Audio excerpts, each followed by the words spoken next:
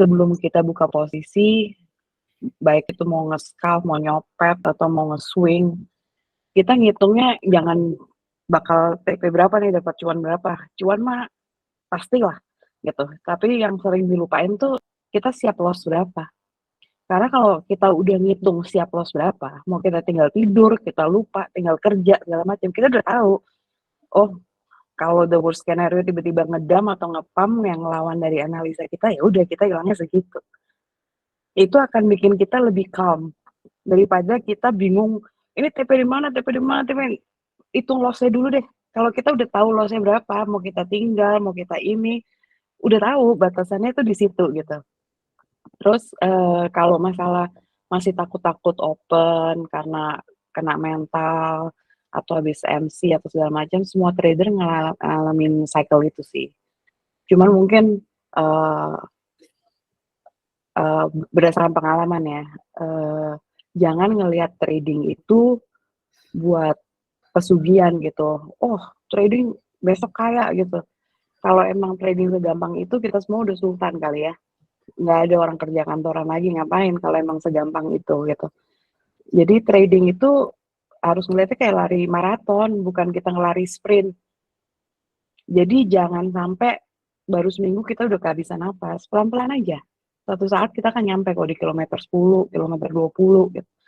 Tapi ada prosesnya gitu. Terus ya yang paling parah sih menurut pengalaman gue di awal-awal, ini sih emang jujur ngeliatin ini ya, orang-orang nge-push ya. Tapi menurut gue semakin kita ngelihat ke kiri dan ke kanan, kita larinya akan jadi ini apa nggak lihat ke tujuan gitu. Jadi ya happy for other people ROA atau whatever. Yang perlu diingat, cuan yang sebenarnya itu ada di PNL. Jadi lo bisa ngepost sampai ribuan kayak anjir untung sampai ribuan gitu, tapi kan kita nggak tahu PNL-nya gitu. Kan ROA nggak bisa kita buat bayar-bayar tagihan ya, yang biar kita hidup kan dari PNL. Jadi calm down, ngeliatin orang ribuan, ratusan, segala macam. Terus batasin aja, kekuatan jantung kita beda-beda. Kalau gue jujur, mungkin nggak tahu nih, salah kali, beda dikit sama admin ya. Kalau aku nggak pernah ngikutin SL-nya admin atau siapapun lah, SL karena jantung kita beda-beda dan keadaan total wallet kita beda-beda dan leverage yang kita pakai beda-beda. Jadi tentuin aja sendiri titik SL, gue quote-nya sampai segini cuma $5 gitu atau $50 atau whatever gue quote-nya hilang-hilangan. Ya udah, tentuin SL sendiri. Begitu juga yang tentukan TP sendiri. Nggak harus kok nyampe TP 1, betul nggak, Min? Betul. Kalau emang jantung kita nggak kuat sampai TP 1, ya udah 20%. Udah take profit aja gitu. Mungkin untuk di awal yang harus kita pikir gini loh. Ini kan uang investasi ya. Lu bayangin lu masukin di deposito BCA. Cek deh bunga deposito BCA setahun berapa? 2,5%. Kalau betul. Kalau kita bisa menghasilkan lebih di atas deposito, kita udah menang banyak. Betul, kitanya aja maruk. Jadi jangan gara-gara mau ngejar 100, 200, 1000, 2000% segala macam ya. Once in a while for fun boleh lah buat pengalaman gitu. Yeah. Tapi lama-lama otot jantung lu putus juga sih kalau kayak gitu. And then itu perbedaan tipis antara trader sama gambler. Jadi harus hati-hati di situ. Itu sih pesan gua. Oke, lanjut. Tambahin dikit lah. Makanya itu gua kalau misalkan titik TP gua nggak tahu di mana. Karena kalau gua mantau, ketika admin bilang TP-nya di situ, gua ikutin. Maksudnya diikutin itu kayak trading profit ya. Maksudnya gue ikutin aja gitu. Bentar dulu. Bentar ya. Ada apa ini? Ke pause apa enggak? Katanya ke pause gara-gara ini gue. Kagak bang, aman. Oke. Jadi ada di teknik-teknik yang namanya tuh kayak trailing profit gitu ya. Jadi kalau lu nggak siap loss, ketika itu nge-bounce, belum nyampe TP, ya lu pantau gitu loh. Sesimpel itu. Kalau lu bisa mantau, bisa kayak jadi full time trader gitu kan, ya lu pantau aja. Ketika lu rasa ini lu udah cukup dan lu nggak udah cukup dan kayaknya nggak bakal bisa naik, ya lu TP aja gitu loh. Kayak TP-nya setelah, karena balik lagi kita tidak bisa nggak tahu situasi orang-orang, benar kata dia gitu loh. Mungkin di gua ketika itu gue leverage 5 atau leverage 8 atau leverage 3 sampai ke 6% tuh udah wow, itu udah menang gitu. Karena balik lagi BCA ngasih gue 0,5% setahun, ini gue udah 3% gitu. Ya kan dalam hitungan 1 jam 2 jam gitu loh. Kan gila itu sebenarnya. Harusnya kita udah ngalahin yang BCA gitu, tapi hanya maruk. Ya kan? Nah, itu yang berjudi terserah selama untungnya kuat ya nggak apa-apa. Ya kan? Gitu aja sih. Ada lagi yang mau ditanyain sebelum kita masuk ke ini? Gue lagi mantau BNB, belum nyampe ke areanya si Mimin ya nih. Nah, maksud gue ini kan kita mau ada rencana untuk trading bareng ya. Gue lagi nge-screening koin-koin yang dikasih sama Minteng yang udah dianalisa sama dia, cuman sama beliau gitu kan. Tapi belum ada yang ke area entry. Terus kita mau bagaimana ini? Lanjut dulu lah. Ya, ada lagi mau ini aja dulu bertanya? tanya jawab aja. Oh iya makanya sambil gua mantau koin-koinnya ya. Jadi dilanjutin aja Minteng kali dia yang lain. Silakan yang mau ini. Kan tadi ada yang ngomong tuh mau curhat katanya. Sesi curhat. Ayo yang mau nanya atau curhat-curhat bebas ya pokoknya. Silahkan. Halo, Bang, gua mau nambahin yang tadi sih. Masalah apa? Yang lu bilang ROE segala macam. Jadi buat nambahin psikologi juga, menurut gua nggak perlu ini ya. Kalau teman-teman ada yang bilang rata kanan aja all in, biasanya kan minta suka bilang kayak gitu. Itu jangan lu ikutin. Itu lu jangan ikutin, guys. Jadi ya canda lah. Orang yang udah berbakat serius tinggi, itu. mereka udah tahu. Kalau iya makanya takutnya ada yang ada orang perspektifnya tuh, wah ini berarti Mentang benar-benar yakin nih ya. Kagak gitu. Jadi kan orang kan jam terbangnya beda-beda. Kalau lu ikutin kayak gitu ya udah besok nggak trading lagi lo. Kalau gua serius. iya, kalau gua kan ambilnya cuma ya 3% lah dari modal. Gitu juga liquidnya jauh. Kalau lu emang tipe yang swinger, trader yang swing itu bakal panjang liquid lu. Jadi nggak usah pakai sampai 25% itu. Risk saja gua maksimal mentok 6%. Lebih dari itu udah gue nggak ambil posisi lagi gitu. Dan dari margin gue cuma ambil 3%. Begitupun juga leverage. Nah, leverage tuh apa sih? Leverage tuh modal lo yang dikalikan. Misal lo leverage 125 kan, kalau di BTC di Binance itu 125. Ibaratnya walaupun posisi $1 itu kehitung dikali 125, kehitung $125.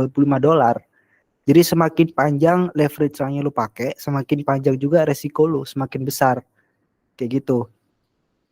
Jadi pakai leverage yang rasional, atau enggak kalau mau leverage yang gede, ya margin lo juga yang rasional juga, jangan pakai yang gede juga. Oh kalau misal open 20 berarti kali 125 gede dong. Ya resikonya awalnya juga gede juga, Bos. Jadi resiko mati tempat juga besar gitu.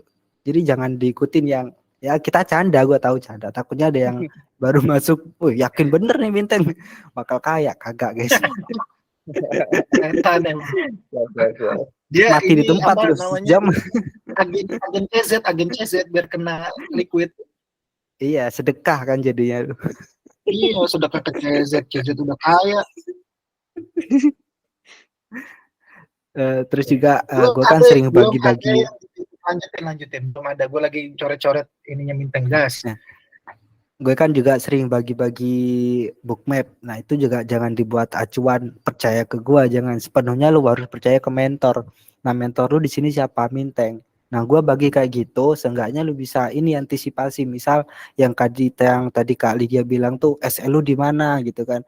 Nah itu lu lihat juga dari bookmap yang gue pakai kan dari TF15, karena gue pakainya yang di tipe swing yang di 4 tadi, yang di video tadi kan 4 jam itu setaranya dengan TF15 untuk eksekusinya. Jadi gua pakai yang bookmap yang 15. Nah, itu tujuannya biar lo tahu kapan jadwal masuk yang pas, posisinya di mana gitu. Entry yang emang bener-bener minimal lah. Kalau kita floating tuh nggak baru masuk langsung floating itu kan sakit, Bos. Perih ya. Pengennya langsung cabut. Jadi lu sesuaikan, jangan langsung percaya ke gua, jangan. Gua cuma bagi-bagi doang itu. Gitu sih. Bagus banget.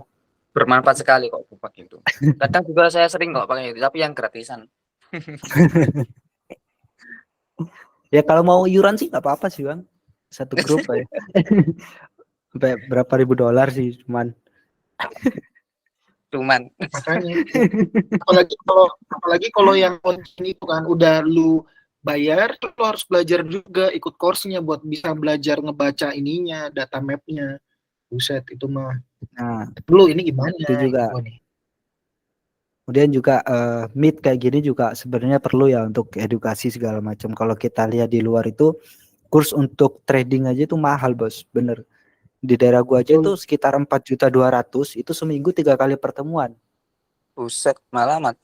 4.200.000 bener bos, segituan. Jadi Daerah kita mana di bos? sini di daerah Bali, makanya kalau lu VIP 150 kemarin gue bilang ke admin satset langsung kirim karena emang mahal. Dan itu 1 bulan diminta. Makanya kalau meeting kayak gini manfaatin benar-benar buat tanya sebanyak mungkin apa yang jadi keraguan. Terus kalau mau curhat lossnya kemarin berapa, terakhir sebelum join di Minteng tuh loss sekitar $800 itu gua. Jadi curhat juga kan kemarin berapa sih loss kalian gitu buat nyemangatin juga. Kalau lossnya masih $10 $50 itu mah makanan. Mungkin Minteng waktu seminggu masuk kripto udah hampir tiap hari kena loss segitu mungkin.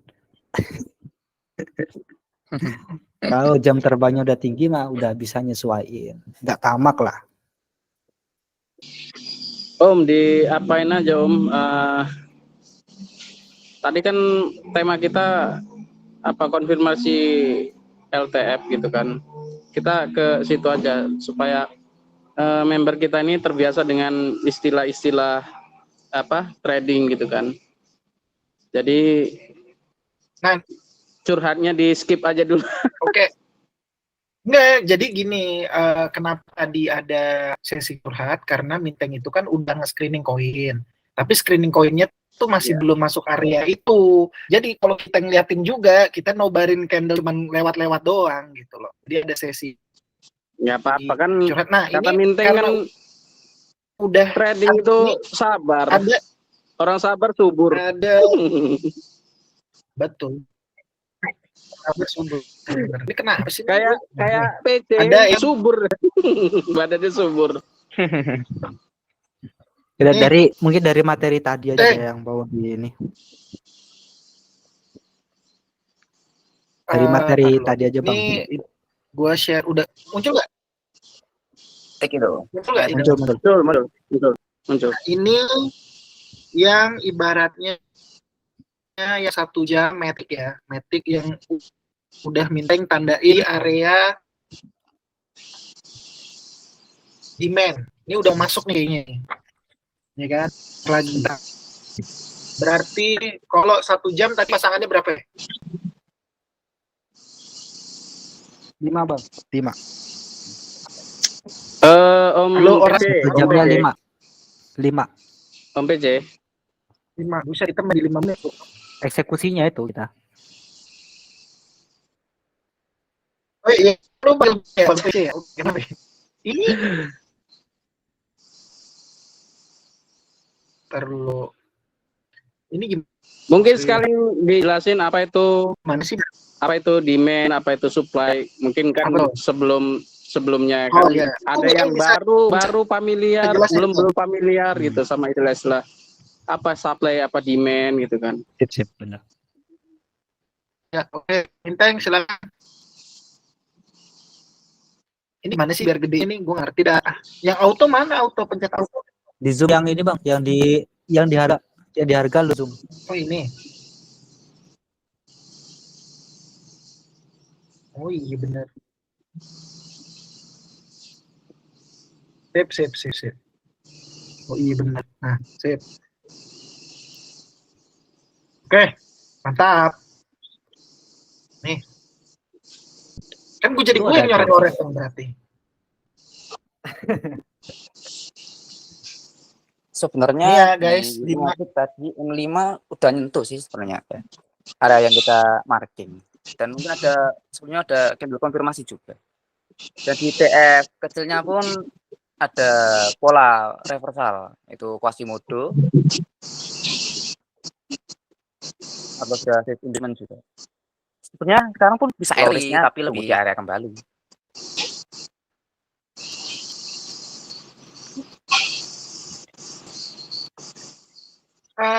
Minteng, kayaknya yang linknya sekarang boleh di-share ke ini deh, mumpung kita lagi live rate. Share ke yang gratis Oh juga gitu biar ya? pada masuk. Oke, bentar ya. Ini kan nontonin candle nih.